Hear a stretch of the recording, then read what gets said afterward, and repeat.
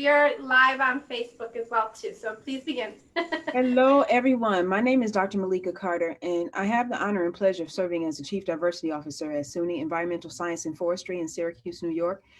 Here, it has been tumultuous years for us. And very early on, as we began to see some of the turmoil and also some opportunities ahead of us, we thought, hey, maybe we should begin to help people get educated and also to receive information that we could proliferate among our populations in our communities as it pertains to bettering ourselves. And so the new normal is just what it is. We now are living in unprecedented times that we never have before. When you go outside, if you are just waking up out of a coma, you may realize that a lot of people are wearing things on their faces. It's lots of things going on.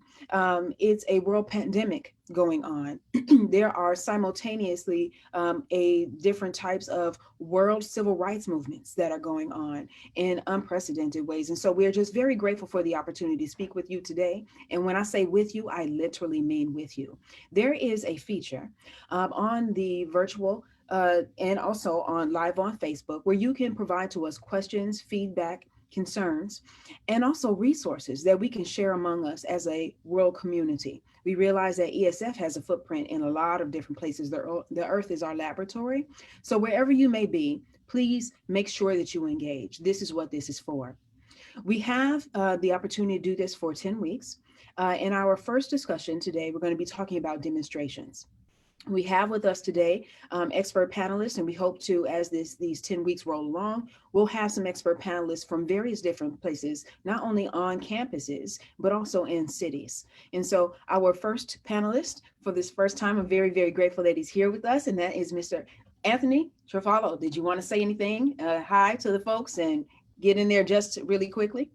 So yeah, thank you very much for the invitation to participate. I also want to thank you for the generosity of referring to me as an expert. He really is an expert, folks. He's just pulling your chain. I'm telling you, he really is. I have worked with this individual since 2017 and have found him to be a wealth of resources. And so with that said, I also realize that there are some other folks. I'm recognizing some faces and names of those who are on our campus that are also experts. And so I would ask you, please don't hold back. We have several different of those among us that definitely might have something to contribute to this conversation. Again, make sure you please refer to the chat feature if you wanted to make sure that you said something, or you can use one of the reactions to get our attention so that we can make sure that we unmute you so that you can speak.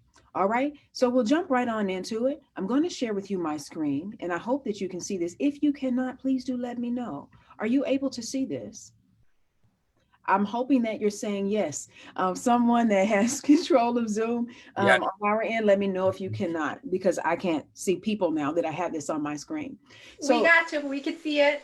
Awesome. What you see before you are the Black Graduate Student Association of Syracuse University just this past weekend traveled to Washington in order to make a statement and also be very visible for the anniversary of the March on Washington. And so we have several pictures if you want to have more of those, or if you want to see what we're up to, please do make sure that you visit us on social media.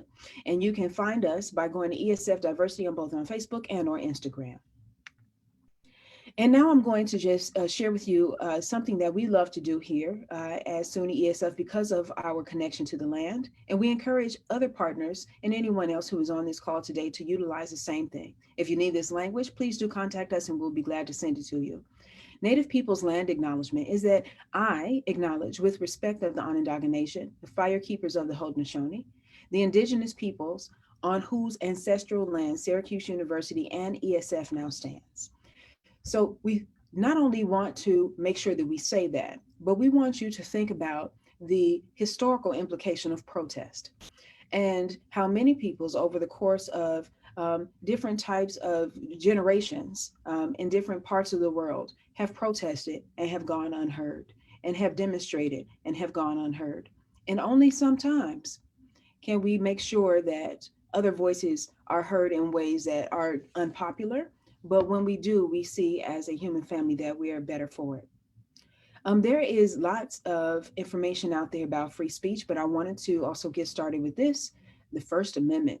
Congress shall make no law respecting an establishment of religion or prohibiting the free exercise thereof, or abridging the freedom of speech or of the press, or of the right of the people to peaceably assemble and to petition the government for redress of grievances.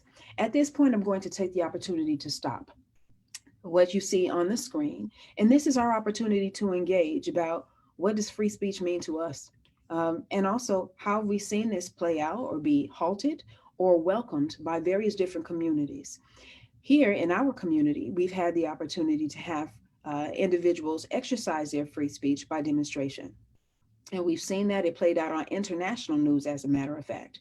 So, do we have any thoughts among us about how that was either squashed or even was trying to be, in many people's eyes, concealed, or how it was made visible?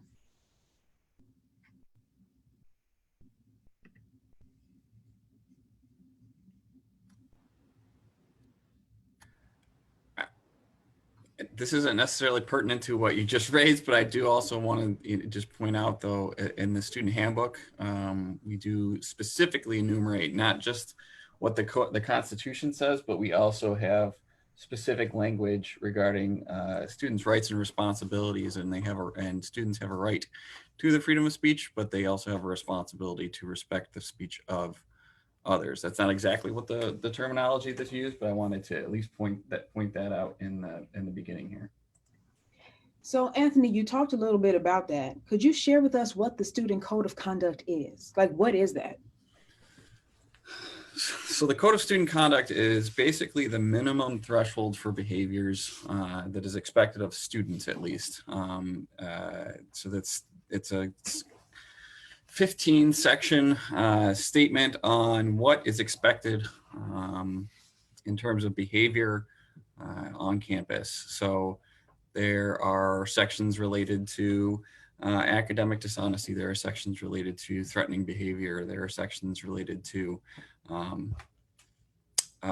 unauthorized access to spaces on campus. So there's a variety of behaviors that are specifically enumerated that are any violation or any attempt at violating any of them could be met with consequences from the institution in the form of various educational sanctions.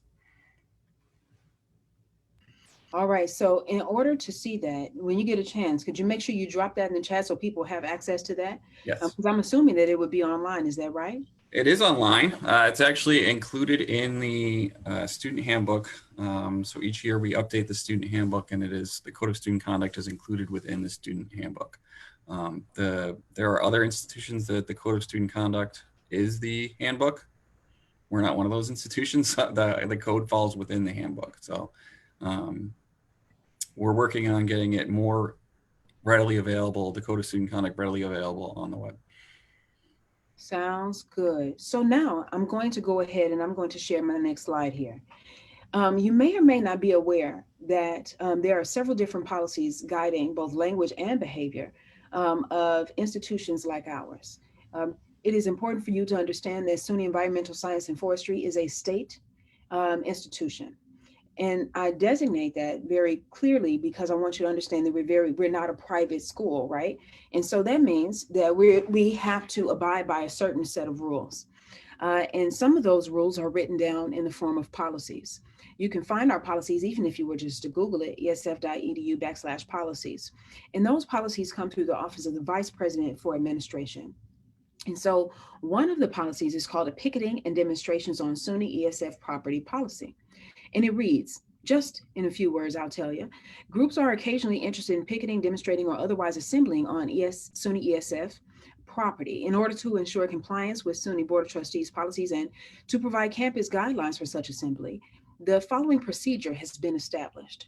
This procedure applies to all students, faculty, staff, or authorized visitors who are interested in assembling on ESF property solely for the purpose of expressing their views. Now, at this point, I'm going to stop this screen share. Now, with that said, it's important to make sure that we're mindful of where we are demonstrating and picketing. If an individual, whomever that would be, is protesting on the property of a state school as opposed to private property, then the outcome of that matter could be different. So I'm going to ask you, if you are in the post office and you are protesting and you're standing in the post office, they might call the people on you, and they come get you and everything. But if you come to my house and you're standing in my kitchen in private property, right? And then you are protesting. Now that's a different kind of thing. Would you agree? All right. So we can use that and you can tell people, I told you don't stand in my kitchen. You can tell anybody I told you that. But you're welcome anytime. But if people come and protest on private property, the consequences for that can be different. And so we have a person on the call. I'm thinking that because this person is taking themselves off mute, that they may have something to share with us. Chief Tom Leroy of ESF, would you like to lean in on this particular one?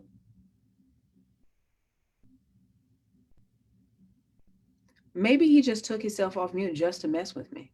Maybe he did. Maybe he is a jokester, by the way. Actually, I don't think he has a mic on his computer. So this might be it. This might be it. Dialing in to potentially listen in. So for the first time ever, I can speak on behalf of the chief of police, and I'm going to do that. I'm going to take my opportunity. Here goes. What Chief Leroy will probably tell you is that not only should you be mindful of whether you are on state property or on the property of or private property, but it is also very important that how you do that will be important. There's a thing in like higher education law, and it's called time and place and manner. The time whereby you do something, let's say, I don't know, I know that classes are going to get out at 12 noon exactly, and I'm using a bullhorn to communicate. That matters. As opposed to if classes were in session at 12 noon and I'm using a bullhorn to protest, right? / communicate, demonstrate. The place you do that. If I'm blocking entryways, exit ways, and I'm disallowing people to exit or even come in as a person that's like blocking the way, right? Especially in a public place where traffic is flowing, that matters. That can become an accessibility issue, a safety issue. We've all heard of people rushing in during holiday time to various different places and then they get like trampled, right? Access matters. And then the last is the manner in which you do something.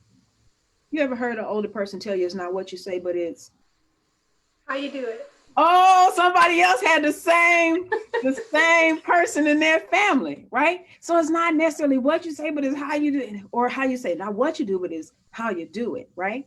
So all these things matter. And so then if the matter is critiqued from an outside perspective, after it has happened, the way that individuals in that situation will be, their character or the way they will be appearing or judged, if you will depend on time, place, and manner. So I want you to be mindful of that. So Dr. Carter, could I add something about protesting on land? I also just wanted to point out tribal land as well, too, which is quite controversial when even the United States government tries to, or they do impede on tribal land, which actually they don't rule over. So we'll save that for another conversation, but we're talking about private land, public land, and tribal land as well, too. That's totally another area to be respected as well. So I just wanted to point that out.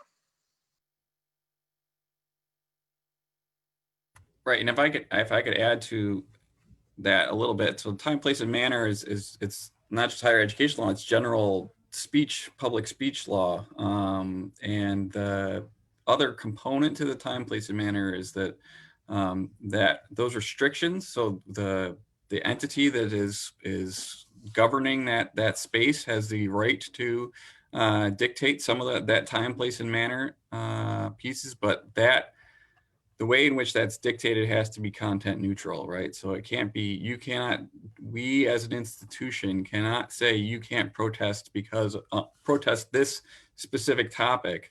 But we can say you can protest it, but you can protest it on the patio of the library at this time and in this manner, so that there are reasonable sort of controls in place to make sure that the normal business of the institution is not disrupted. Carrie Finlay has a question on this. Let me see if I can unmute you, Carrie.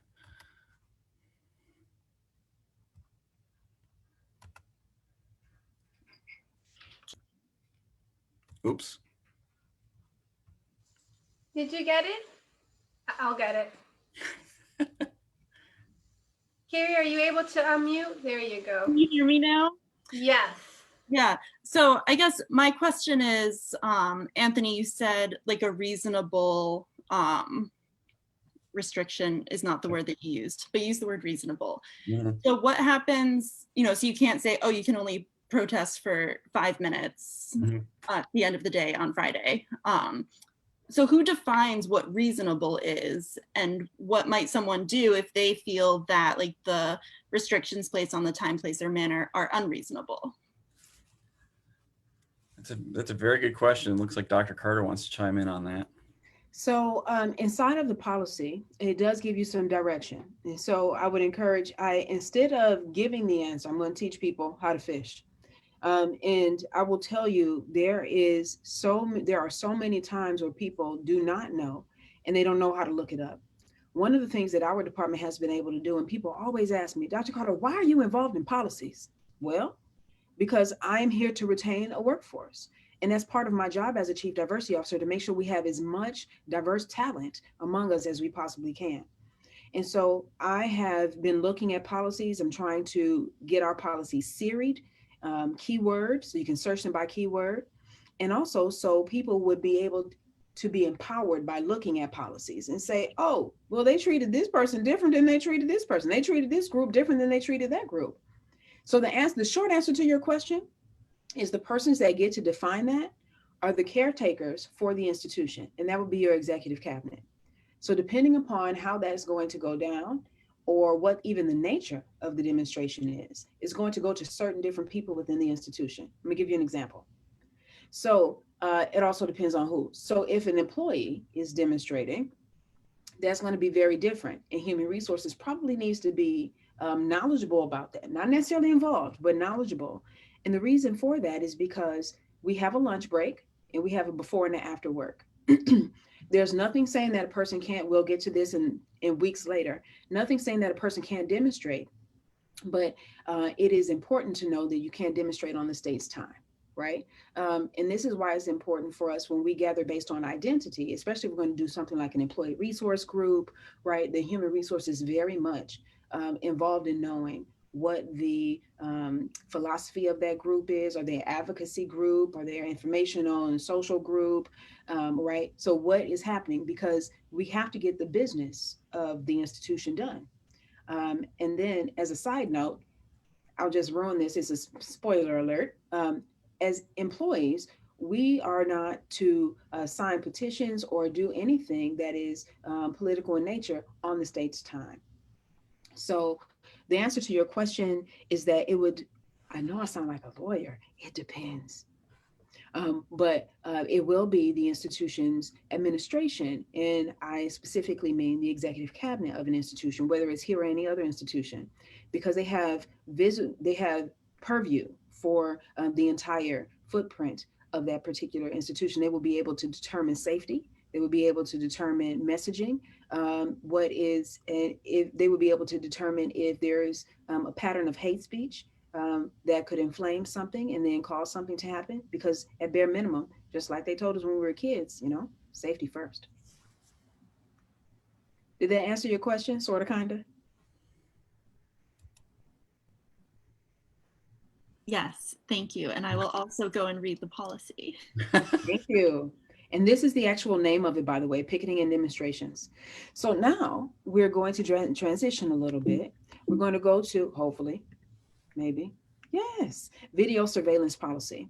It's important for individuals to know about video surveillance and how that occurs, particularly at SUNY ESF. It is something that folks who are demonstrating should know, especially since folks who are demonstrating want to remain safe. So if something does happen, that person could have a recording of how to refer to what happened, and then it can best explain the situation at hand. So I'll just read a snippet of this for you, even though it's on the screen. SUNY ESF respects the privacy of university community members and takes pains to balance that privacy against safety needs on campus. Cameras extend the protection of university police, even when officers are not in the immediate area. Cameras are not a guarantee of safety, but are a tool that assists university police. Cameras protect campus community members from dangers by serving as deterrents and alerting police to dangers. Cameras are never used to monitor or track campus community members. This policy does not apply to legitimate academic use of video cameras for educational purposes, to cameras used for journalism, or to private video cameras owned and operated by members of the campus community. So can anyone else think about any other reasons besides the points that I made mention of, whereby it would be important for our community to know about video or camera surveillance? Well, Dr. Carter, I have a question. So if you want me to save it for another time, let me know. But when I see this, what comes to my mind, especially for students, if I'm advocating on behalf of students, is that it is actually a way to track, and that students actually have been profiled with video cameras on campuses, private campuses versus public campuses. So I think for me, what comes to my mind, although that's not the intent, it does become, because of a moment, because of a crisis, if somehow, it does become a tracking device, which then can become somewhat controversial. So I just wanted to put that out there, see if you had any thoughts or if that's for another time. But that's what I think of when I, especially on our campuses, when we're connected to a private school, I know that that is something that also came up recently. Yeah, we're in it. I think this is what we're supposed to be asking. So I'm grateful that you have done so. By the way, this policy was last updated in 2008. And you are right in that on campuses, this can become a tool for surveillance. However, I will remind you that our police department has undergone fair and impartial policing and other different types of trainings in order to be mindful of their own bias. And so I'm very grateful for that. And so they would be the first line of defense to interrupt their own behavior when it came to any issue of bias or discrimination based on identity. And then second, we also have a non-discrimination policy. And not to say that policy will necessarily, it won't guarantee that behavior or thoughts will be deterred, but at least it's a reminder. Hence, is one of the reasons why we're doing this. We want to make sure that individuals are aware of different types of policies, like our non-discrimination policy that says, hey, we don't discriminate at our institution based on protected class. If you're not aware about what protected class is, 1964, a lot of anniversaries coming up. 1964, our president at the time signed what we call the 1964 Civil Rights Act. And that Civil Rights Act was the very beginning and said we don't discriminate based on race. But now, because of ADA, or Americans with Disabilities Act, now we don't discriminate based on disability. Other different acts that have moved along as the years have moved along have provided extra protections for people based on identity. And so I just wanted to say that's something that I do know about. And if Chief Leroy is able to voice here, that might be a good way for him to react out loud for the community to hear, if he is able to.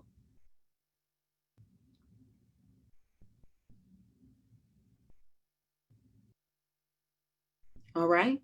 As we're transitioning, I'll make sure that you understand that we are doing our best to make sure that any older policies are being brought into the new policy template. For faculty and staff of ESF who may be on this call, we have behind our wall, our faculty and staff portal, there are two that have been negotiated with our unions as well as with our Academic Governance Executive Committee, our Undergraduate Student Association and Graduate Student Association. The two are a style guideline and also a policy template. The rest of the documents you see there are still being brokered. I'll move on to this next one. Workplace violence policy. Okay, quiz. All right, here goes. If you are coming to work at a state institution, well, I'll just stay in New York.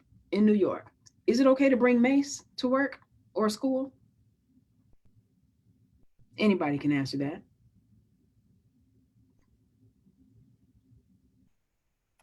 No. Lots of head shaking no, which honestly, I just learned this. So thank you, Dr. Carter. I just learned it from you. Okay, so there is a work, and so we have at ESF, going back to training, and it's important for our community to understand what the expectations of employees are when it comes to learning and professional development. Knowing about a non-discrimination statement is one. Knowing about policies is another. Because we have different types of training and opportunities that we must do. So you'll see people sometimes, they'll, I don't know, especially, in a virtual environment, they'll go wash dishes, as their professional development is rolling along on their screen. But we don't do that for no reason. We don't do Title IX Clery training for no reason. We don't do anti-discrimination, anti-harassment training for no reason. We don't do anti-bias training for no reason. We don't tell people to sign a workplace violence policy when they onboard at ESF for no reason. These are things that we really want people to understand, especially in a time now where there's more incivility in the world. And also, people are just on edge, right? Lots of folks. University of Mizzou, they had lots, to the point where people are throwing stuff at one another. And they have a campaign called the Show Me Respect campaign. That it got so bad that they had to do a campaign to encourage people to be civil in the work and learning spaces that they were occupying. Here's what ESF says about its workplace violence policy. The State of New York College of Environmental Science and Forestry workplace violence policy applies to ESF employees, students, and to persons conducting business with or visiting ESF, even though such persons are not directly affiliated with ESF. Skip. ESF is committed to providing a safe, working, learning, and social environment that is free from violence. ESF will promptly respond to threats, acts of violence, and acts of aggression that occur in the workplace. ESF prohibits any act or threat of violence made in the workplace. No person may engage in violent conduct or make threats of violence implied or direct on ESF facilities or in connection with college business. ESF requires that any such threat or act be reported. So let me ask you that. If something was going down, I don't know about you all, but I used to see a lot of fights in high school and I didn't always report it. What I would do, be like, oh, when somebody get hit really hard, how you just are on the sidelines, like, oh, they had to hurt, that kind of thing. We don't want you to do that. What we want you to do is we want you to report it. Does anybody on the call know how to report an act of violence? There's more than one way. How do we report acts of violence at a state institution?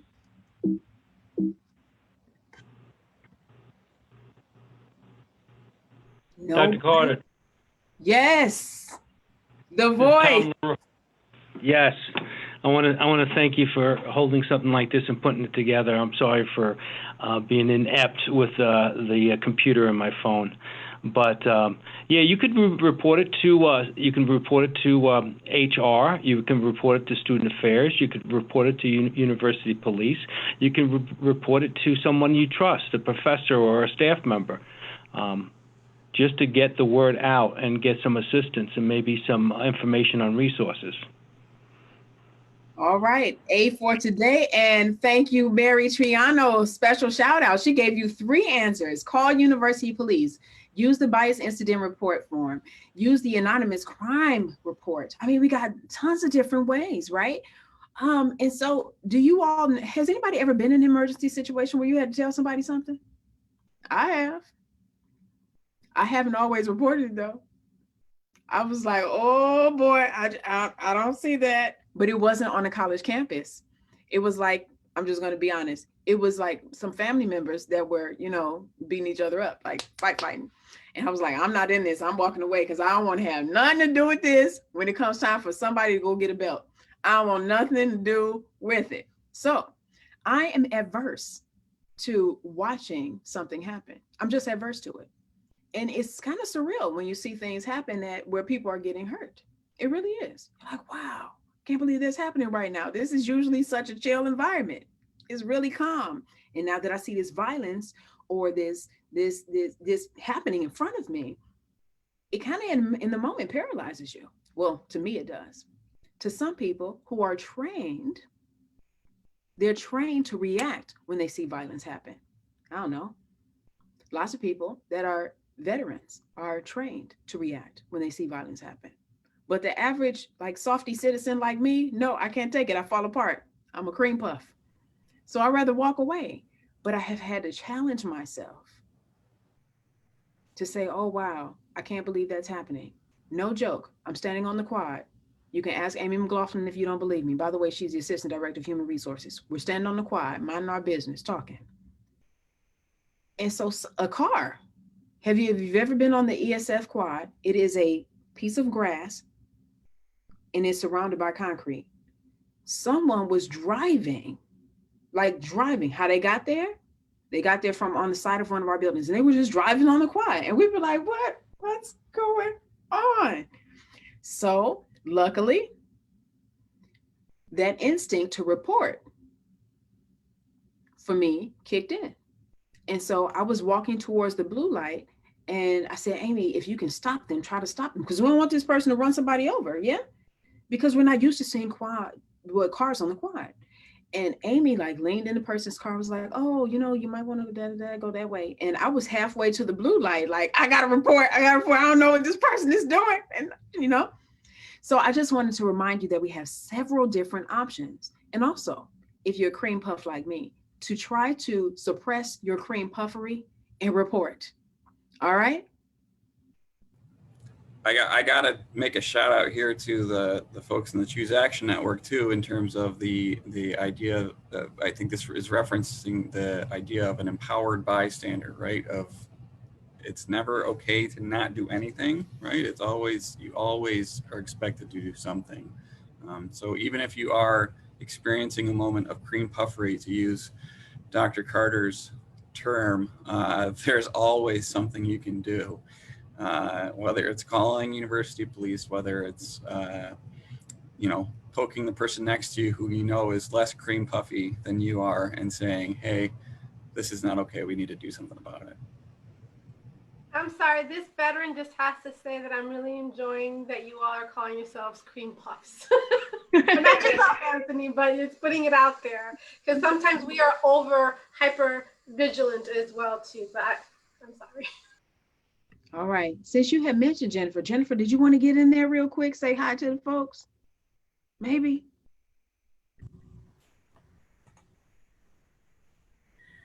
Hi, everybody. I'm Jennifer Keating. I'm the project coordinator for the Choose Action Network, which, while it is poised to address campus sexual assault, domestic violence, dating violence, and stalking, we are really also about looking at all the ways that those issues intersection with race, safety, gender identity, and are always open for anybody to come and talk to us. You can email me at chooseaction@esf.edu.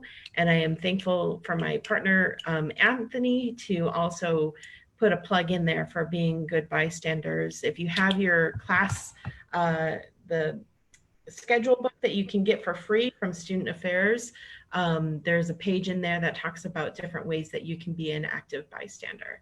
Thank you, OIDE, for doing this. It's great. Thank you. We definitely appreciate all the work that you're doing. I went into the restroom today just to wash my hands, and I dropped my keys, and I looked, and I had to go in the stall to get it. I was like, oh, yay, those are still there. So even if you don't remember what Jennifer just said, anytime you come to a restroom at SUNY ESF, you'll be able to be reminded of how you can help in a time of crisis. So I'm going to go ahead and share my screen once again. I wanted to move on to academic freedom, and I apologize for this because it may be a little for folks that if you need to close your eyes because the words are swimming, I'm going to read it to you.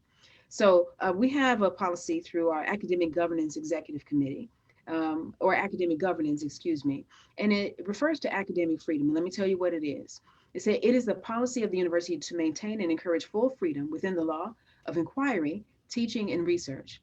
In the exercise of this freedom, faculty members may, without limitation, discuss their own subject in the classroom. They may not, however, claim as their right the privilege of discussing in their classroom controversial matter which has no relation to the subject. The principle of academic freedom shall be accompanied by a corresponding principle of responsibility. In their role as citizens, employees have the same freedoms as other citizens. However, in their extramural utterances, employees have an obligation to indicate that they are not institutional spokespersons. What do you all think about that? I got lots I think about that. Anthony, what say ye? I love the lawyer that wrote that extramural utterances piece is, I think, my favorite part of that statement. I'm going to start using extramural utterances all the time. And I think that it's also very timely because we see across different campuses that this is coming up for, right now I'm just going to say for faculty as well too, and or doing in the classroom, and maybe surprised that they aren't able to get away with what they're saying because it's not related to their course. So it's very timely and something we definitely see across campuses right now. Right. Well, and there are even situations in which faculty members have claimed that the statements that they're making are relevant to their course, however, are still very harmful to the students and their colleagues, and are facing some consequences as a result of that, or not, and whatever the case may be. Yeah, you'd be surprised at what we see because our office is responsible for managing complaints of protected class discrimination. And sometimes, there's some doozies out there. And one, I can distinctly remember a person sharing that they thought that their personal proclivity for their religion allowed them to pontificate in a certain way. And I had to say, well, does it relate to what you were talking about? As far as the academic, line of questioning, because if it doesn't, this is not the place to do that. And then I was very, very much reminded, it was just, that it was an EAP email that was sent out. And I was reminded, by the way, Eileen Baldessari has a question, that we have counseling sessions available. If you're a state employee across almost any state, if you're working for a state, you're going to have something like an employee assistance program. And there are 5 or 6 sometimes counseling sessions that you can receive. And so I told this person, like, if you wanted to talk about, this with someone else, maybe you talk to your counselor about it. They will listen. If you just had to force it out of you, if you just had to talk. But we're not here to proselytize and to convert people, but we're here to make sure we teach them. Unless you're working at a private institution that is affiliated with a particular religion, then that would be okay. So Eileen is unmuted in case you want her to ask her question, Dr. Carter. Sure thing. Thanks. Hi, everyone. I had a question about the professor who recently has been, the SU professor who was sanctioned recently because of the wording on their syllabus, referring to the Wuhan flu and the Chinese Communist something. So I know it's a private institution. Does that give Syracuse University more leeway in sanctioning, and would referring to the virus in that way be hate speech, or would it have been unrelated to their area of expertise? I don't even know what the class was. Anyway, that's my question, if you could comment on that. Sure, I can get into that real quick. So at bare minimum, even private institutions will receive federal money, and the 1964 Civil Rights Act relates to all that receive over $50,000 in funding from the federal government. That would include Syracuse University. That I can say. I can also say that it's important that any institution that receives federal funding is making sure that it has protections for people, not only preventative measures so that things don't happen to them, but also that they have mechanisms in place for individuals to report if something does happen. I also happen to know that my neighbors also do that. They have a bias reporting system, as SUNY Environmental Science and Forestry also does. They have many of the same types of operations that we do to acknowledge that we have protected classes in our community and celebrate them. And then also to, if something does happen regarding a protected class identity, that particular infrastructure is dismantled in order to take away what that imposition is doing to that particular population. So with that said, it is important to make sure that we also pull out the responsibilities and rights of both public and private institutions. So at Syracuse University, if somebody had an opinion and it wasn't discriminatory, okay. But if they have an opinion and they're utilizing and twisting facts to make it discriminatory, that's very different. So we don't necessarily want to punish either immediately, because if it is ever on the table, is this academic freedom because it's based in fact? And also, or is this conjecture and opinion? And it depends. So if it's conjecture and opinion that is sprinkled with facts, then I don't think that would fly. If it is purely fact, and this is what has happened, be mindful, that's education. And it's not necessarily trying to craft a narrative that disenfranchises a people or an identity. So that's the way that I would answer that question. And I have no idea how they handled it, by the way. None at all. Well, the fact the member was suspended. Suspended does not mean you can't come back to work. No, it does not. That is an accurate statement, Dr. Carter. So part of the reason, I mean, if I just had an institutional hat on, part of the reason why I would suspend someone is to, first of all, have a outward facing PR. So I wouldn't have an outward facing PR nightmare. That's just me. Because I was not necessarily involved. I don't know a lot about this situation, but if it was me and I was controlling my institution as just me, I would say, oh, okay, well, we need to look into that. Let's let this person be suspended with or without pay is a different issue. I don't know what happened, but I would say let's do that so we can look at this situation and understand exactly what this person was trying to say, and also if we really want them a part of our community, right? Because then you got to think about it. Institutions run on the economic bottom line. And that's part of the reason that the 1964 Civil Rights Act had teeth. So it said, look, if you don't do this, if you do discriminate as an institution, we need you to pay us some money. That's exactly what that did. So if you don't have teeth that is associated with legislation to bend the will of institutions not to discriminate, if that had not happened, we still would be, I don't know, we wouldn't be able to even sit in this virtual room together as different races of people. Eileen, hopefully I've got at your question a little bit, especially not being part of that institution and not knowing it. Thank you so much. All right, we're rolling along, folks. We don't have much more left. If you need to get some questions in there, I recommend you start asking, because we're going to go to some things that SUNY is doing, and you may find this really, really informative. I really hope you do. Let me share my screen with you real quick. So just recently, last week, SUNY began to share some things that we had already been thinking about, and I'm very proud of that. So this memorandum went out to presidents on August 26th. It said, with presidential election season upon us, it is appropriate to remind campuses of the applicable law and state university policy on the use of university facilities for political purposes. The Board of Trustees established a lot of things. Skip.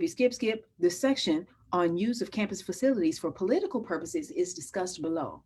By the way, we're going to be sending you resources after this. We're going to compile all the resources, not only shared on this call, but those that we didn't have time to share. And it gives this particular policy, or this memo, if you will, gives some outline about what political speech is on SUNY campuses. And also, at the top of our hour together, we referred to the First Amendment and what that meant. It also gives some guidance on that as well. I was very proud to see that the SUNY family was having these conversations.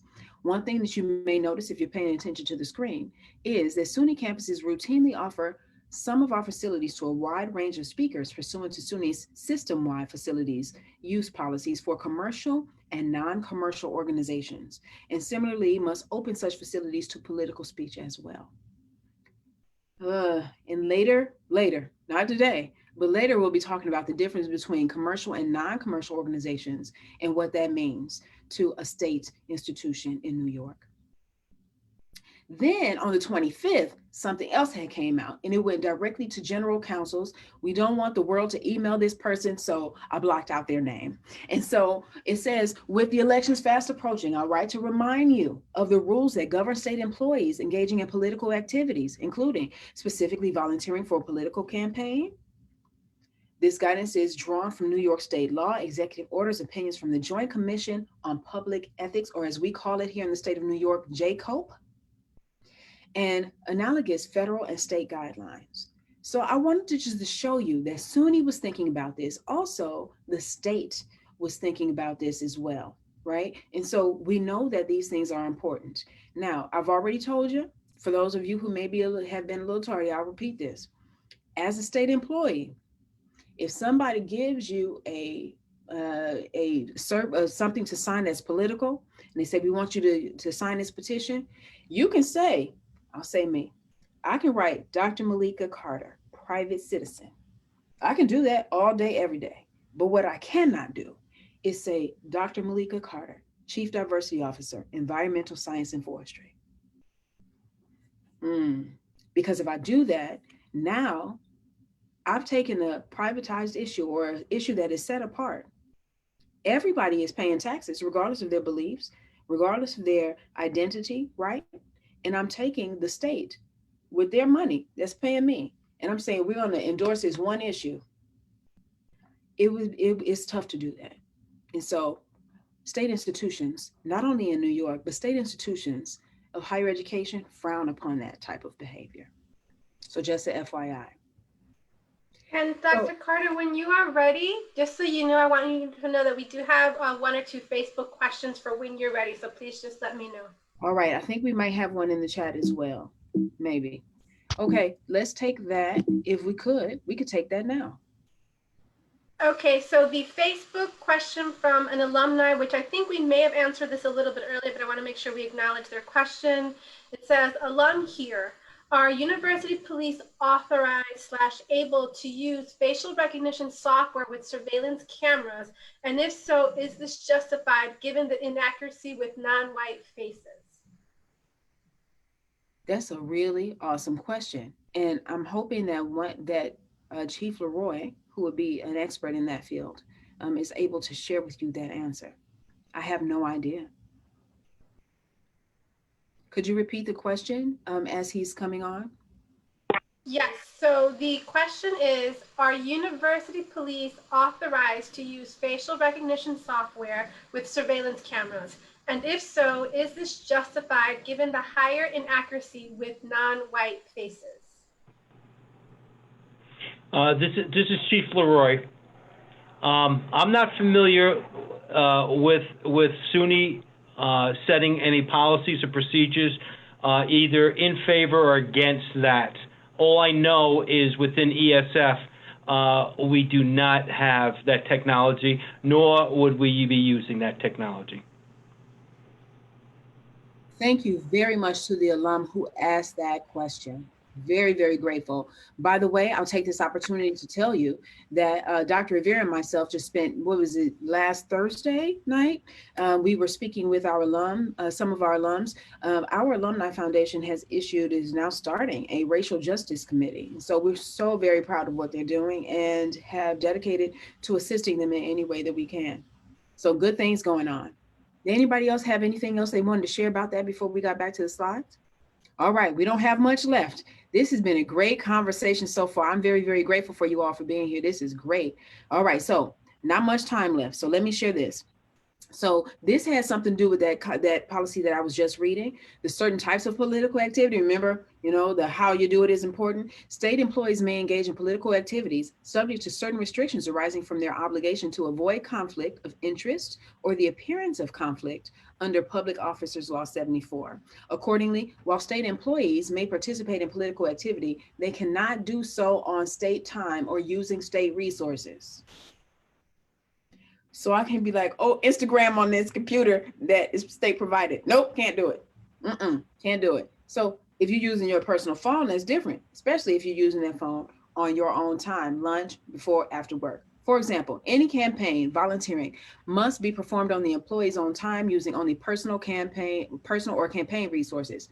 Employees may also fundraise for a candidate, except for a governor, so long as they do not do so on state time or with state resources and do not solicit contributions from co-workers. So you may not know her, but I got to tell you her name because she's a very, very important figure on our campus. Her name is Maureen Fellows. Maureen Fellows is a person she works directly with government relations. She's vice president here at SUNY ESF and does an amazing job of town-gown relationships and brokering information with outside entities, even if those entities are governmental. So just wanted you to know her name. I'll quickly go here. So here is who we have on today's call. And here's who are some of the experts at SUNY Environmental and Science and Forestry, but not all of them. Many of them are on this call, but of course not all.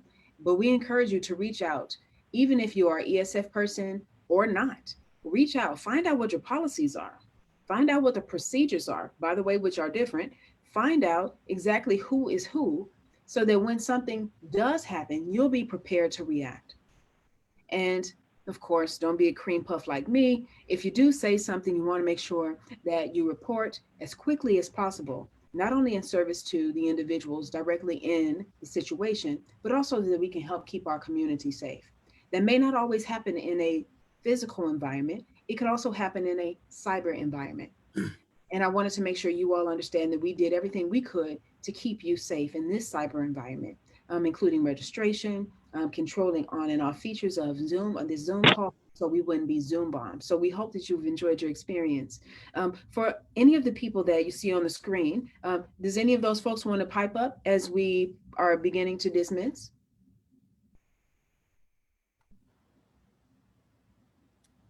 The only thing I will say is, or I want to add to that is, I'm hopeful that SUNY will release similar guidance for students in terms of their ability to engage in political action or political speech. I know that they have in the past. I know that 4 years ago, there was a specific statement sent out to students to be able to articulate how they may or may not engage,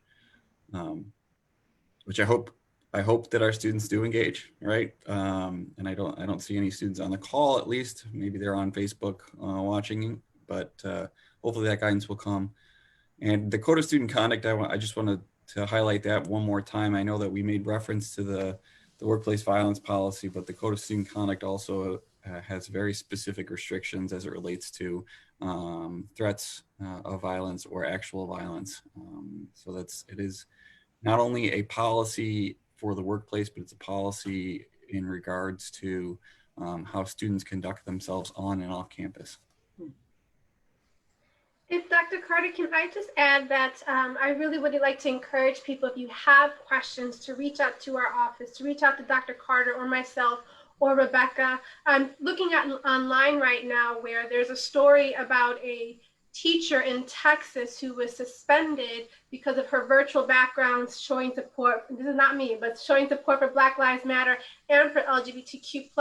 This person was suspended and then because of public pressure, they were reinstated. So I would just put it out there. If you really aren't certain what you can and cannot do or how to interpret policy, reach out to Dr. Carter. She's the expert in this right now, or anyone in our office. We'd be happy to help, especially if you just don't know.